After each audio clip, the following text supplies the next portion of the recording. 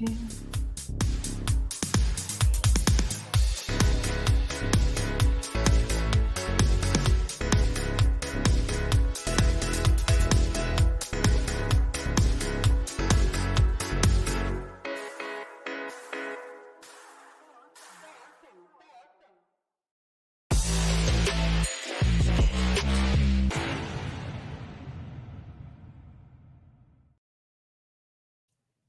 Good morning.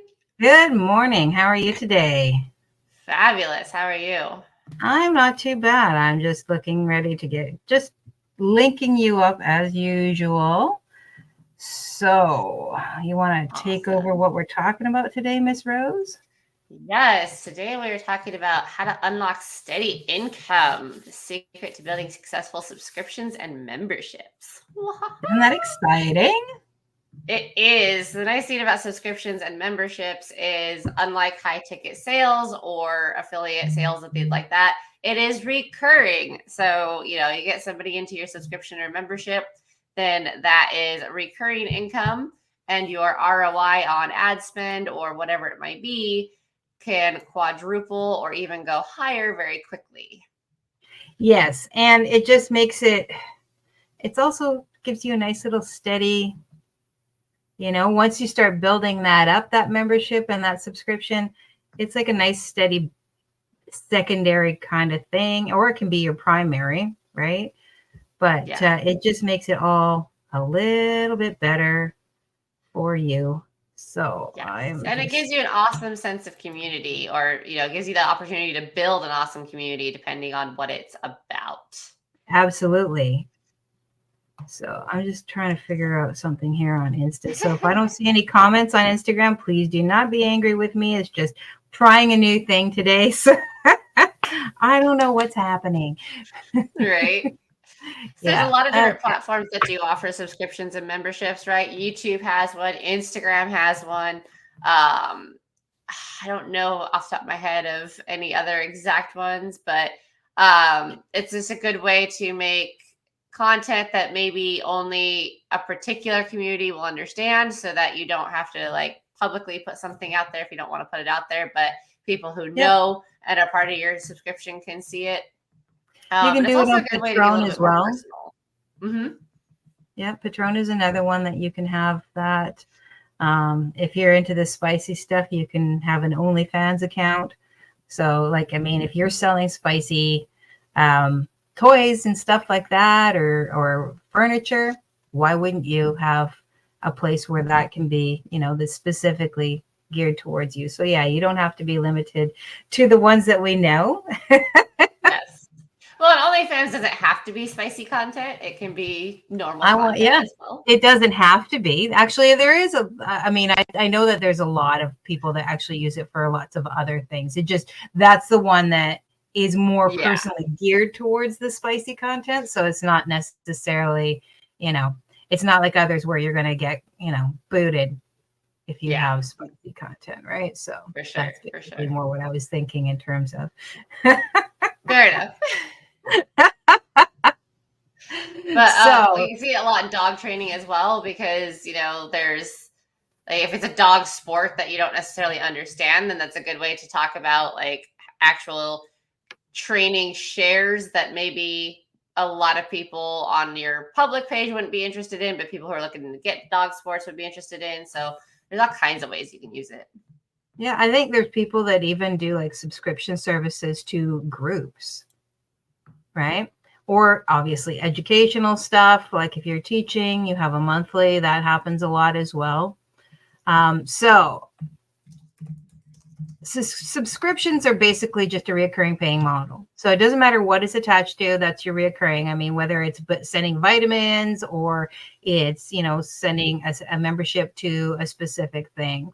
And usually they have benefits, right? So if people choose to buy a membership or whatever, they're either getting discounted prices or they're getting access to private information, or, tools that nobody else has if they just follow your free content. Yeah. Right? Or a lot of companies use it as an auto ship, right? So Bones has a subscription of these are the coffees I like. They send you your coffees automatically, so you don't have to worry about running out of coffee or shopping. What's another one?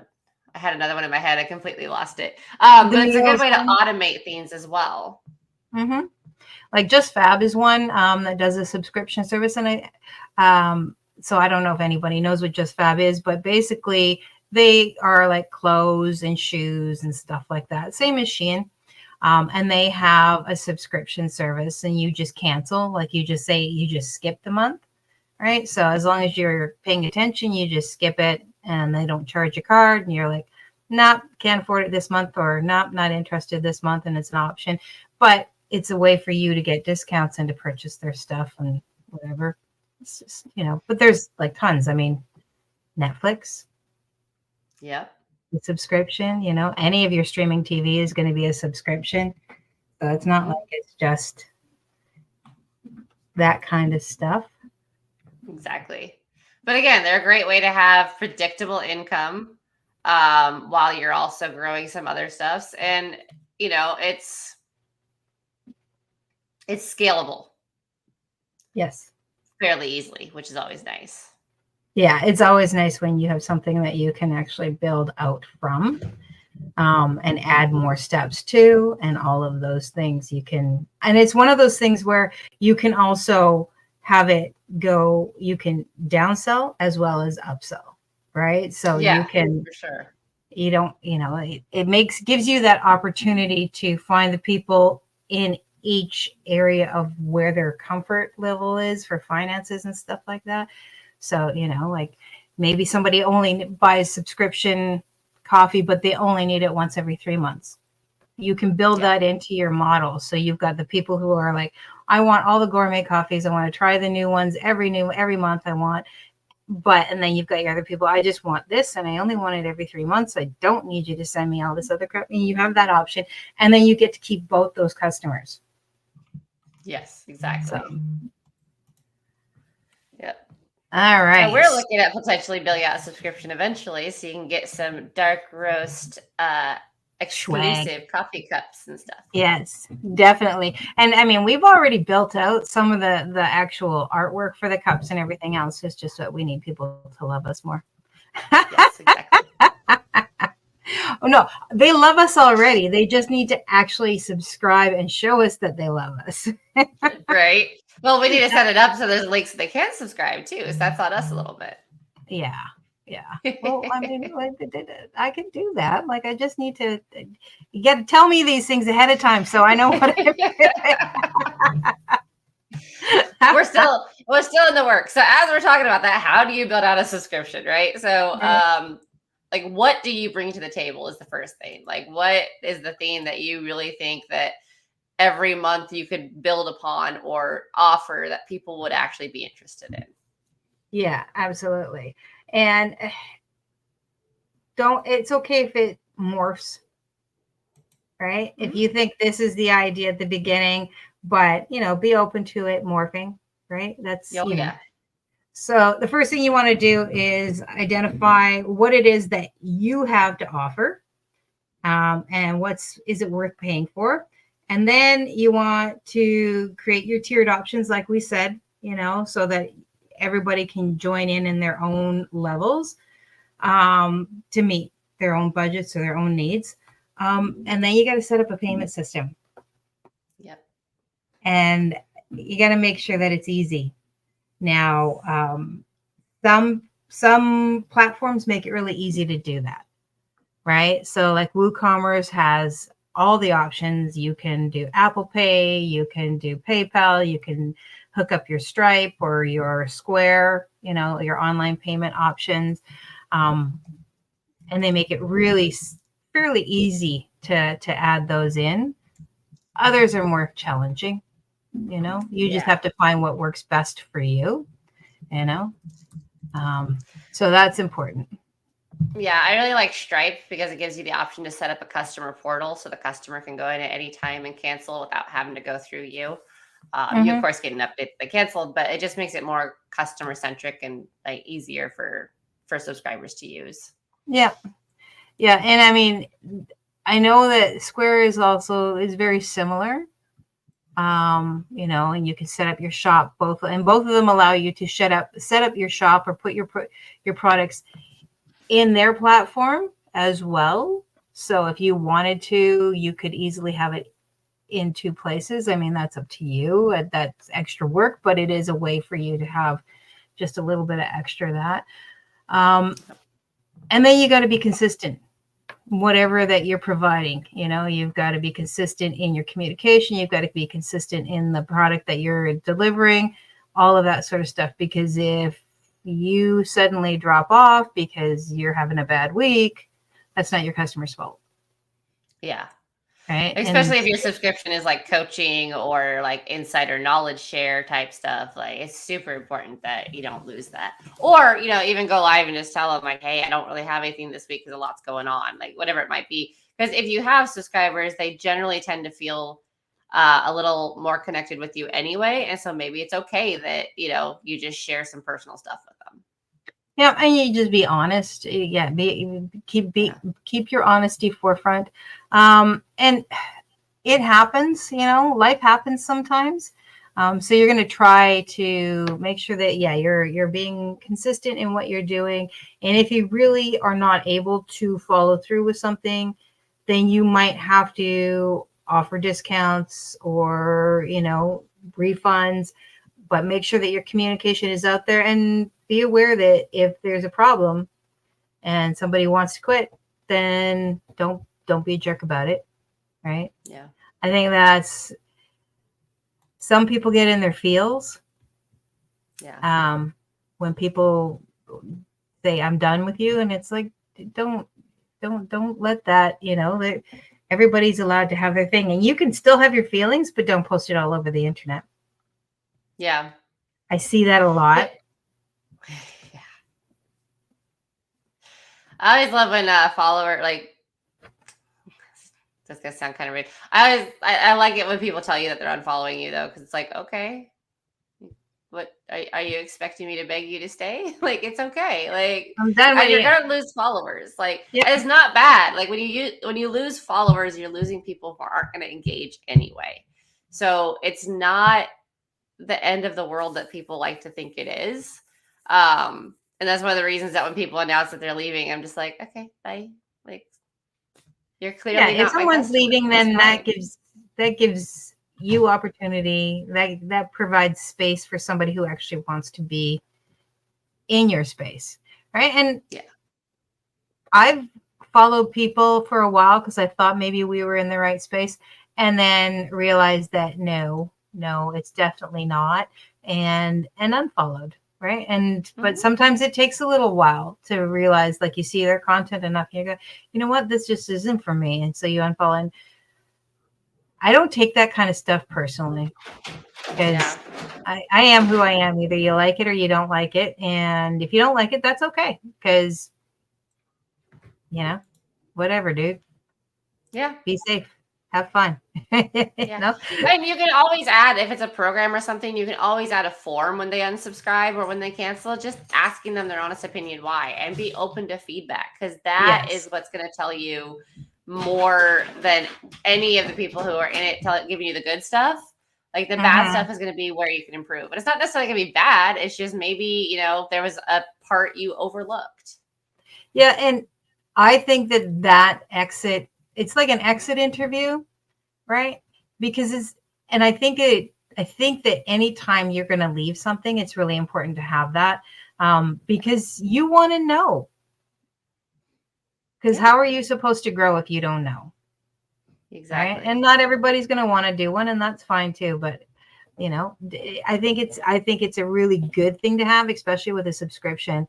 Because, yeah, why are you canceling? And I noticed that when I've left other things, is there anything that we can do to bring you back?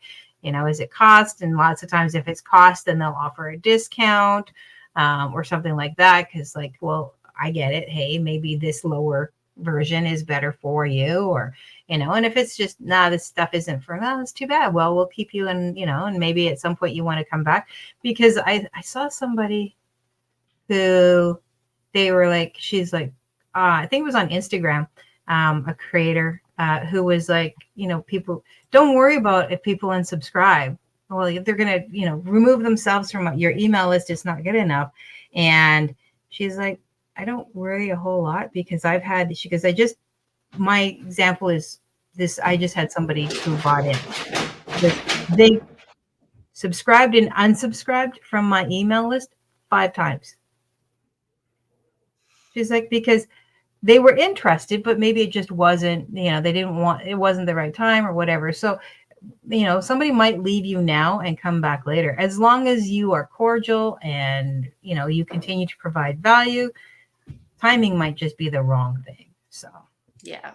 Yeah. Don't make your unsubscribe message a tantrum, which I've seen as well. And like, that just solidifies to me, especially, I'm like, that's why I'm leaving, because you're a child. Like, I don't have time for adults that can't act like adults in the real life. I really don't have time for it in the digital space. I don't need to be subjected to it here. It's a lot easier for me to just walk away here.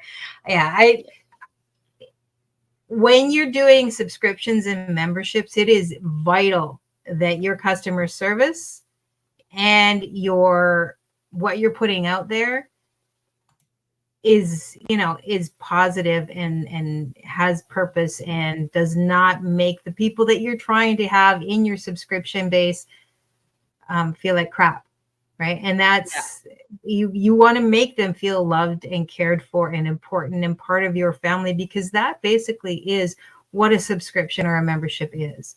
And it doesn't matter if it's for a physical product or a digital product or a course or coaching or whatever. They're part of your family now, right? So you got to treat them like you want to be treated. And that is, you want to make sure that you're caring for them and for their journey. Yep. Yeah. And one of the ways you do that is, don't continually sell them and on something else in every video or every post that you do. But also don't overpromise and then underdeliver. Like, really be critical about what you're offering. So, maybe doing a live every week is just too much for you. So maybe you're promising every other week you'll do a live, knowledge share, or maybe it's even monthly. Maybe monthly you do a video and a newsletter going over what you did or something like that.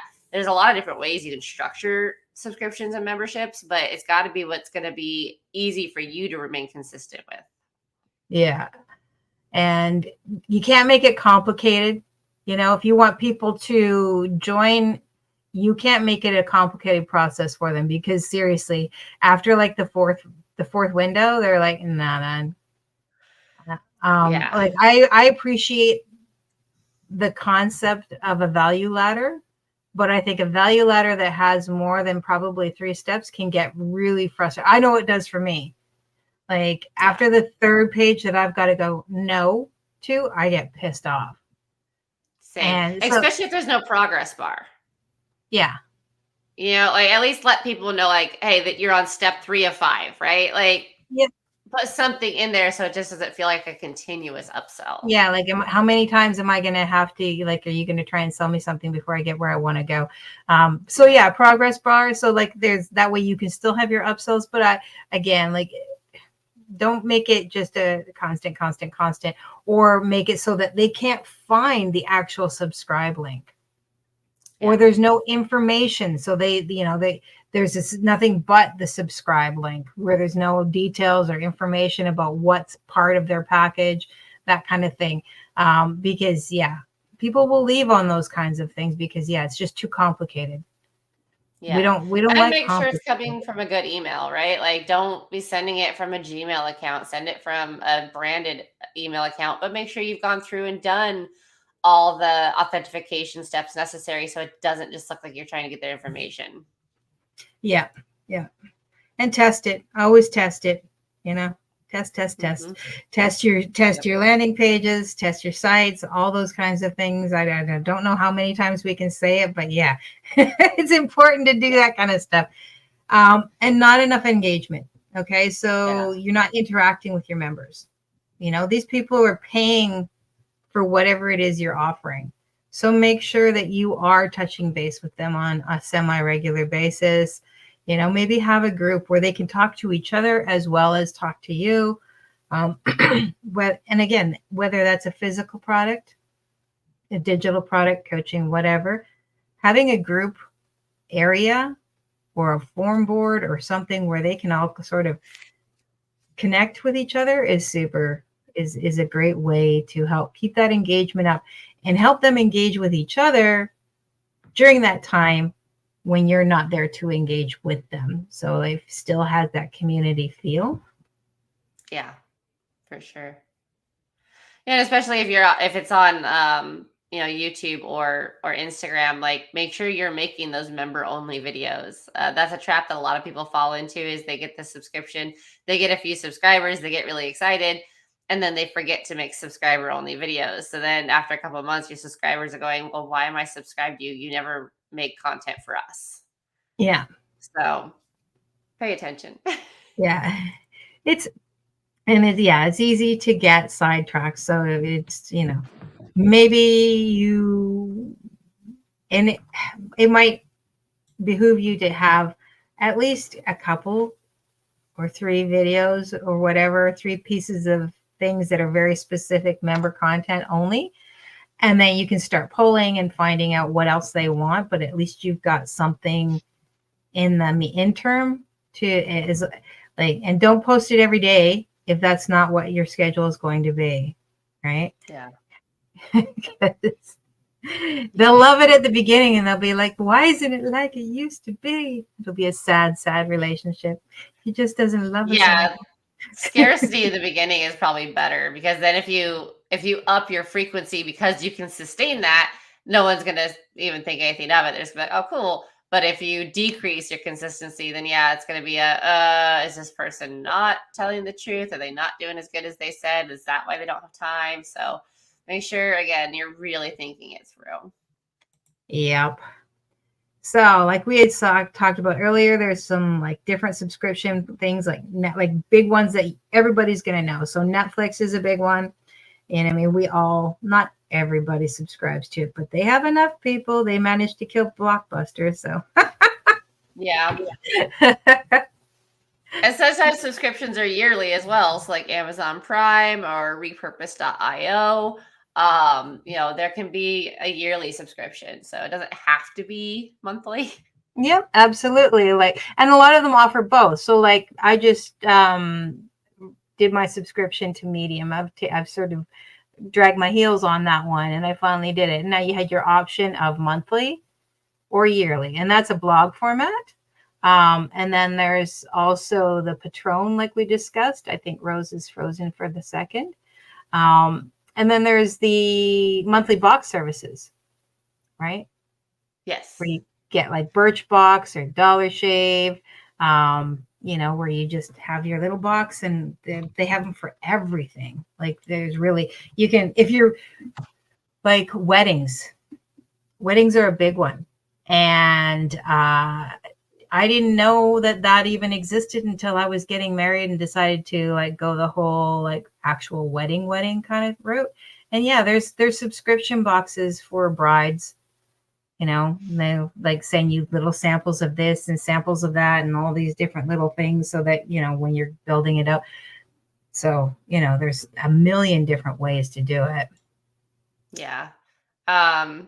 Just real quick, because this might be a regional theme, but Patreon is, yep. I believe, what you're talking about as well. Well, yeah, Patreon. Yep, Patreon is one, and that is, I've seen that when I lived in Canada, and I've seen that down. So it might be just a North American thing, or it might be just certain countries, but I don't believe so. I think that it's a pretty wide net, because I'm pretty sure there are people across the pond that also do it. So I just don't know how far into the different countries out in that area. Like I just don't know if it's pronounced differently, because you kept saying Patron. Patreon. Oh yeah, I always say Patron, Patreon. Okay, don't mind me. That's what I say. Like I think it might just be a regional thing as far as like pronunciation. But you say Patron to me, and I think tequila. So. Oh, is that what it is? Okay. Could be a shot here, shot there. Which I think there are like vodka, tequila type subscription boxes as well. So, Absolutely there is, actually. Yep. There's something for everyone. The wine boxes I know is a big one. There's a lot of wine subscription boxes. True. Actually, when I went to a vineyard in when I was down in the San Francisco area, we did a tour of a winery, and yeah, they offer it. They wouldn't ship to Canada, which was sad because I really, really, really liked their Cabernet. It was very nice. Nice. But you know, so that's, and then now, so different tools. Okay, so we just talked about that one. Medium is another one for creators. There's, you know, education ones like Kajabi. Go High Level is another one that's a subscription service. Basically, like you can set up your own subscription service on Go High Level. You've got Substack, which is good for newsletters and those kinds of subscriptions. So really, there's lots of softwares. Lots and lots of softwares that allow you to set up either educational stuff or digital stuff, like digital downloads or that kinds of things. And again, with the products, you can set it up with WooCommerce. WordPress has got plugins for practically every kind of sales option that you have out there. So if you want to build that out, and that's where you've built your website out on, you know. So yeah. So when you're looking at pricing, there is some psychology that can go into it. So like the number 7, a lot more people subscribe if the number 7 is in there somewhere. So 1997 instead of 1999 is one of the weird tips that we've been given. That's why for a long time everyone was offering a $7 course, because 7's like a number that spurs people. And when you're doing your price stack, and this is going to sound kind of mean, I don't mean it that way. There have been many times when I'm looking at something that I look at their price stack and I'm like, that seems like a lot of money for what that is. But with the price stack, really all you're doing is trying to make the value bigger. Yeah. So if you're going to do any kind of price stacking, like try to be within the realms of reason, in my opinion. But there are many people who do it not in the realms of reason are still successful. So, you know, just be critical of the price stacking when you're doing it. Yeah, and I mean, the way that you can sort of figure that out is, again, market research. Another thing that I'm super big on is look around, see what other people are doing, right? What are other people charging for this? What is, you know, what are the value ladders that they're putting in there? What are they offering for those value ladders? To really help you, you don't have to price it exactly the same. But, you know, maybe you offer something that's a little bit more personal, or maybe you offer something that's a little less personal. So that might change what your pricing is, but that at least gives you a starting point to look at and to sort of try and build from. And like you were saying with the numbers, odd numbers for whatever reason, it really is, odd numbers are the thing. I mean, back in like 80s, 90s, well, mostly 90s, 2000s, it was 5. You did 1995 for a reason, or 1999 for a reason, because it was less than 20. And so people saw, I'm not spending 20, I'm spending less than 20. And at first it was 99, and then it went down to 95 because that gap mattered. Right. But again, it was odd numbers. And now we've gotten to where 7 is the number. It'll change again, you know, but it'll still be whatever's less than your whole number. Yeah. And that's even used in real estate, right? Like when we price a house, like instead of pricing it at 400,000, we'll price it at 399,999. Yep. Yeah. Yeah. Or 997. Right. So it's like, yeah, exactly. So it's, you're saving yourself what, $20, but it's just that trigger, because it starts with the number that they want to see. Yeah. And then one other common pitfall that I think happens with subscriptions that I think it'd be smart to avoid, and this is mostly just opinion, so, you know, take it or leave it. If you're getting a lot of members and you want to up your price, add a new tier with the higher price with something added. Don't just up the price on your members, because that will turn off a lot of people. And then you go from having a lot of members at that one price to maybe having less than half. Yeah. And if the price raise that the other half, less than half are okay with, doesn't match what you've just lost, then you've really done a disservice, not only to your subscribers, but to yourself. And if your membership at X price is not, maybe it's not like a ton of people, but you're finding that you're getting consistent, you're starting to get really consistent, maybe you keep them where they are. And that's called, those are your grandfathered. Yeah, they're grandfathered in at that price, and everybody else is going to have to pay the new price. Because there is a point where if you're going to be raising prices for everyone, notice. Everybody needs notice, and they need more than a month's notice. Yep. Right? Because nothing is more irritating like watching. How many people left Netflix after a while because their prices just kept going up and up and up and up and up, and at a point you're like, well, what the hell? And getting less for it. Their prices were going up, but they were getting less, and that was super frustrating for a lot of people, and so they quit. Yeah. And so. And then retention is going to be one of your top analytics to look at. Sorry. Because a lot of people are like, oh, well, I'm getting all these new signups. This is great. But it really takes about a year to see where you can improve based off of retention. Because maybe, you're getting 100 new subscribers every month, which is fantastic. But maybe 50 of them are dropping off by the third or fourth month.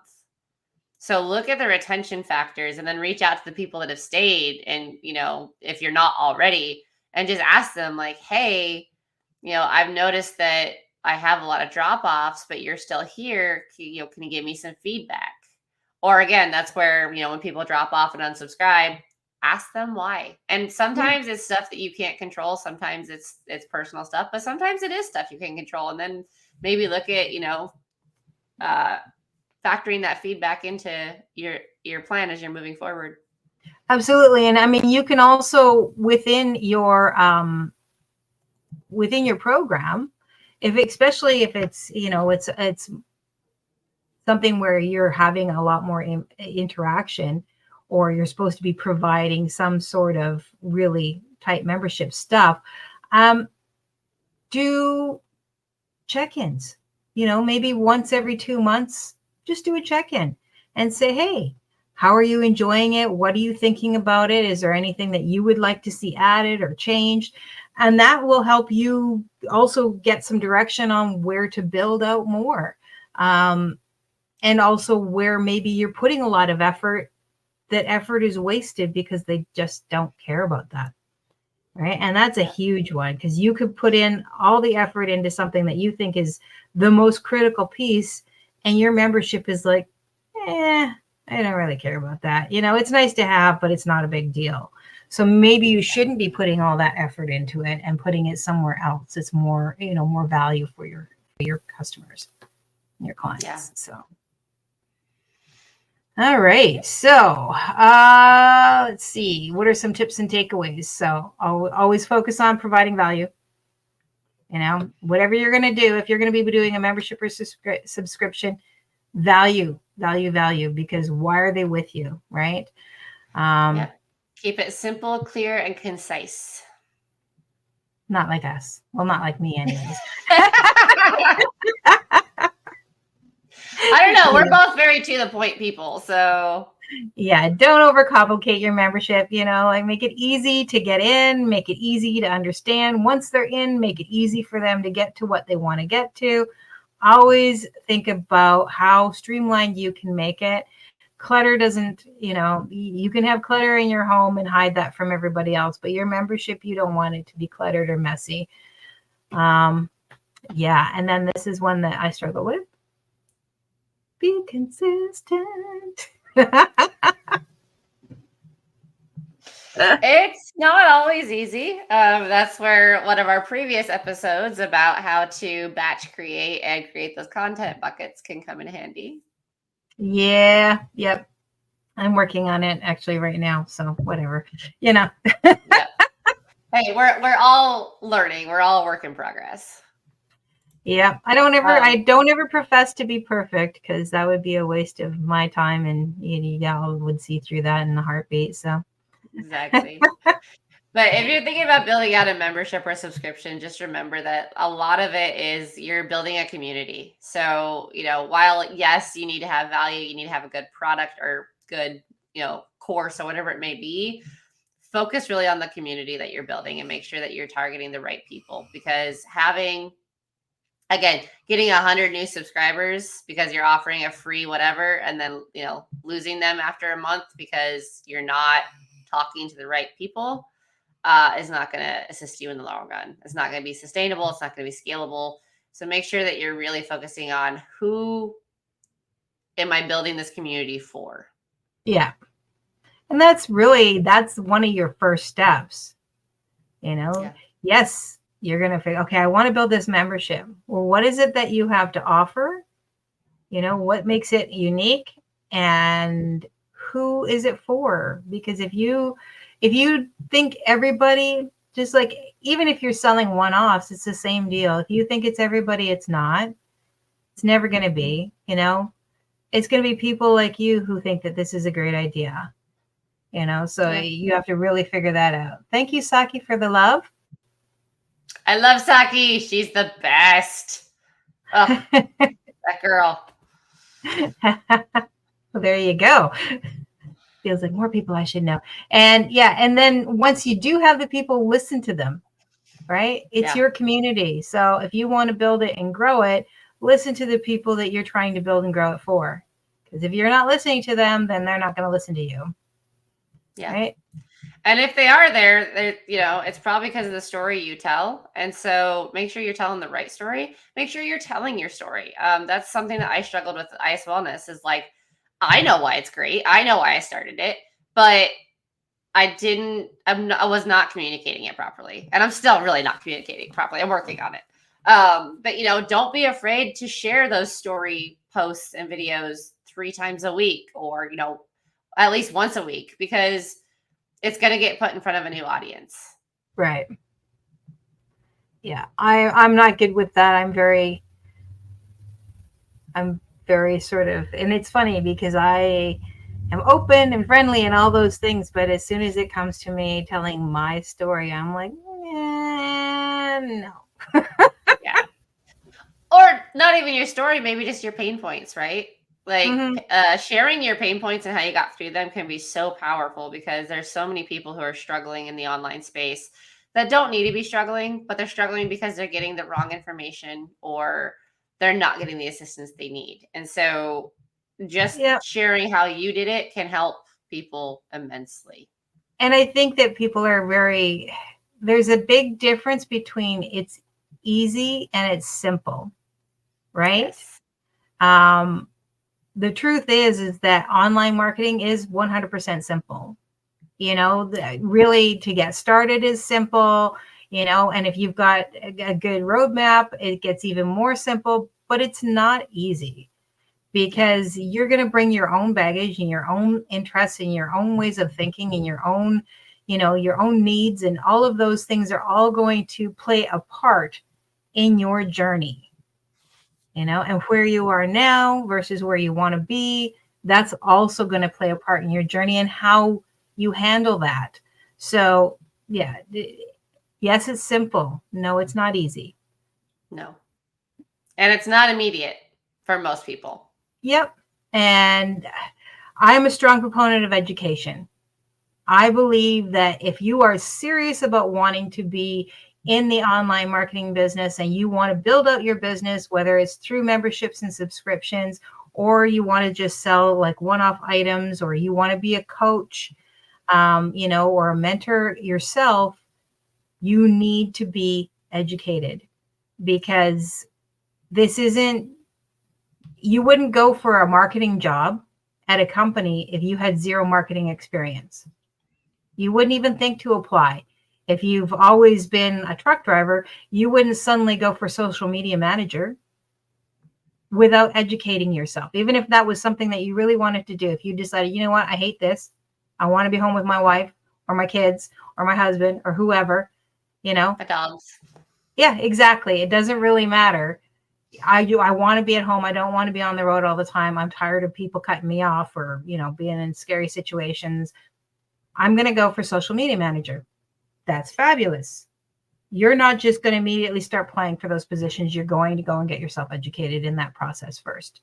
And then you're going to have to work at it. And it's going to take some time. So why would anybody think that they can just immediately jump into something with no education? And because they're sold on someone else's hype. I don't want to necessarily say they're intentionally lying, but I think there's a lot of people that once they succeeded, they were like, oh, well, I can do it. Anybody can do it.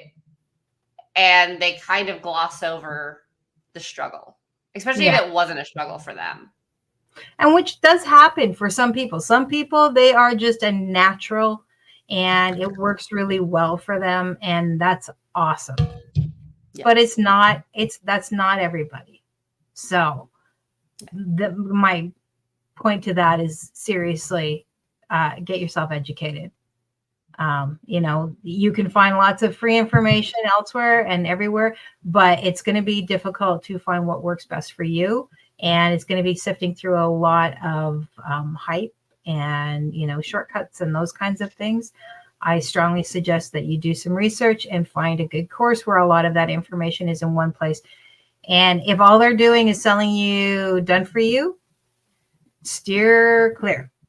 I'm not saying that done for you is necessarily a bad thing, but if that is the bulk of what they're trying to provide to you, steer clear because you're not learning anything. Yeah. Oh, that was my thought. I had a thought. I got it out. So anyway, that is pretty much it for us today. If you have any questions, obviously Rose and I are always going to be available to you. We each have our own skill sets and our own knowledge bases. So if I can't help you, I will send you Rose, vice versa. If neither one of us has the answer, we'll find it for you because that is what we do. Yep. If there's anything that you would like us to talk about, please drop it in the comments. And we can certainly make a podcast about that because we love it when you guys are interactive. And I think the next week we should talk about copywriting. Ooh, yes. Okay. So that's a major pain point for a lot of people. It is because copywriting is something that can be very challenging. And it's difficult when you think it, they say, oh, well, you just write this, or you just do that. And it can be very exhausting. You can spend like forever just on a hook. Yeah. And, or maybe you just don't even know the breakdown of what good copy is. So, yeah. It's just... Or you don't know you can get creative. So real estate copywriting, I always thought was supposed to be very cut and dry. And I discovered through courses and things like that sometimes you can have a lot of fun with it if it's a property that has unique features. Unique.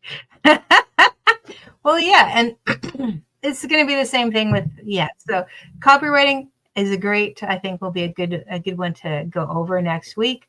And in the meantime, we appreciate you being here. If you cut this on replay, please drop #replay so that we know.